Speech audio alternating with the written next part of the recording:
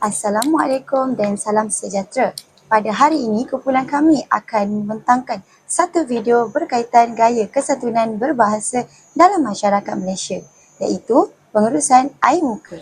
Kesantunan berbahasa merupakan aspek penting dalam komunikasi kerana bahasa bukan sahaja berfungsi sebagai medium penyampaian maklumat, malah mencerminkan nilai adab dan kepribadian seseorang individu. Dalam konteks masyarakat Malaysia yang berbilang kaum dan budaya, amalan kesantunan berbahasa amat dititikberatkan bagi mewujudkan hubungan sosial yang harmoni. Salah satu bentuk kesantunan berbahasa ialah pengurusan air muka. Pengurusan air muka merujuk kepada usaha seseorang untuk menjaga maruah, harga diri dan perasaan individu lain semasa berkomunikasi. Amalan ini penting bagi mengelakkan seseorang daripada berasa malu, tersinggung atau dipandang rendah oleh orang lain. Pada era digital masa kini, komunikasi berlaku bukan sahaja secara bersemuka tetapi juga melalui aplikasi seperti WhatsApp, Telegram dan media sosial. Oleh itu, pengurusan air muka menjadi semakin penting bagi memastikan komunikasi yang berlaku sentiasa sopan dan berhemah. Bagi memberikan gambaran yang lebih jelas, kami akan mempersembahkan dua situasi yang menunjukkan perbezaan antara komunikasi yang tidak menjaga air muka dengan komunikasi yang mengamalkan pengurusan air muka. Melalui kedua-dua situasi ini, kami akan menganalisis kepentingan pengurusan air muka serta kesannya terhadap hubungan antara individu dalam kehidupan seharian.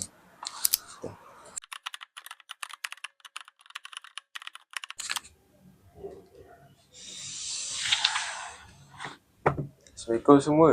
Saya nak tanya tentang tugasan 2. Kamu semua dah siap ke belum? Bahagian saya dah siap semalam. Maaf, tapi bahagian saya belum siap sepenuhnya. Saya ada beberapa masalah yang agak sukar untuk saya siapkan kerja tu. Masalah lagi, setiap kali kerja kumpulan mesti ada alasan.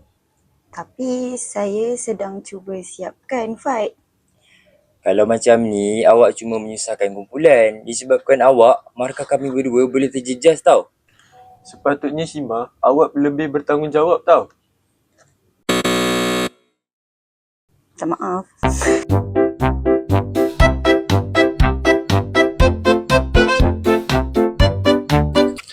Dalam situasi pertama, pengurusan air muka tidak diamalkan. Teguran yang diberikan bersifat kasar dan memalukan sehingga menyebabkan Shima berasa rendah diri. Keadaan ini boleh menjejaskan hubungan dalam kumpulan dan mengurangkan motivasi seseorang untuk bekerjasama.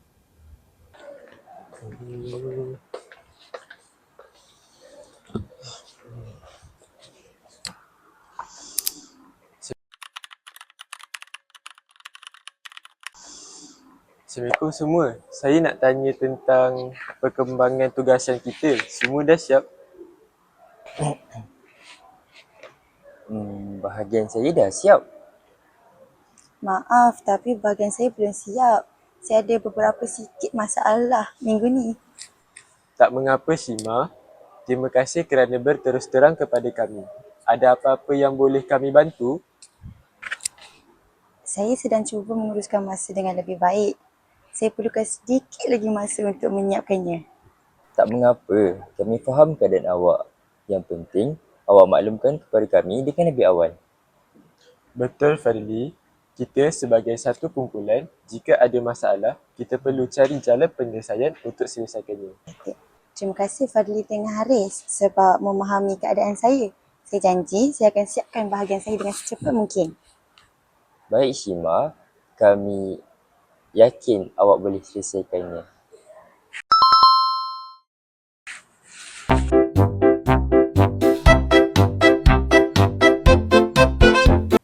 Dalam situasi kedua, pengurusan air muka dapat dilihat apabila Haris dan Fadli menegur saya secara berhemah tanpa menjatuhkan maruah saya. Walaupun terdapat masalah dalam tugasan, kami menggunakan bahasa yang sopan dan memberi peluang kepada Shima untuk menjelaskan situasinya. Tindakan ini membantu mengekalkan hubungan yang baik serta mewujudkan suasana komunikasi yang positif. Selain itu, saya berasa lebih dihargai dan terdorong untuk menyelesaikan tugasan dengan lebih baik.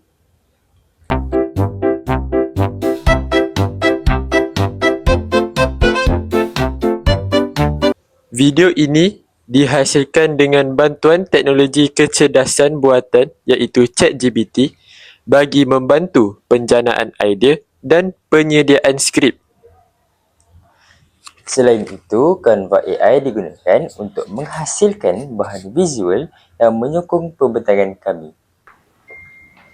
Kesimpulannya, pengurusan air muka merupakan aspek penting dalam kesatuan bahasa.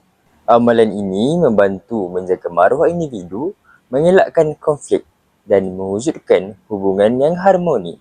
Oleh itu, setiap individu perlu mengamalkan pengurusan air muka dalam komunikasi harian sama ada secara bersemuka maupun dalam platform digital. Itu sahaja daripada kumpulan kami. Sekian, terima kasih. Bye-bye.